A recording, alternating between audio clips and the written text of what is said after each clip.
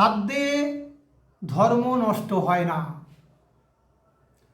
খাদ্যে যে যে খাদ্য খেতে পারে, খাদ্যে ধর্ম নষ্ট হয় না।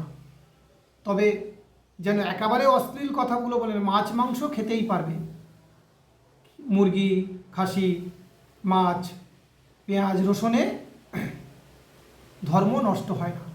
ধর্ম নষ্ট হয় দুর্বলতায়, যে ওখানে আমার ভয় লাগছে, আমি যাব না, আমার ক্ষতি হবে, যাব না, অথচ অন্যায়ের বিরুদ্ধে আপনি লড়তে পারছেন না, এই দুর্বলতায়।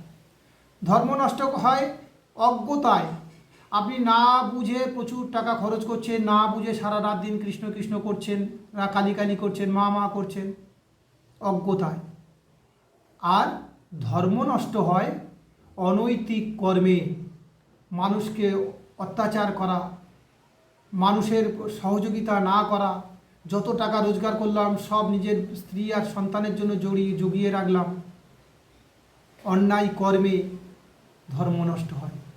সুতরাং এসব আলোচনা না করে, কে কি খাবে আলোচনা না করে, কে কোন কাজটা ভালো করছে, সমাজের জন্য করছে, ধর্ম রক্ষার জন্য করছে, সেই বিষয়ে চর্চা করুন, আলোচনা করুন, তাদেরকে সহযোগিতা করুন, তাদেরকে উৎসাহিত করুন, যারা প্রকৃত সনাতন ধর্মকে রক্ষা করার জন্য চেষ্টা করছে।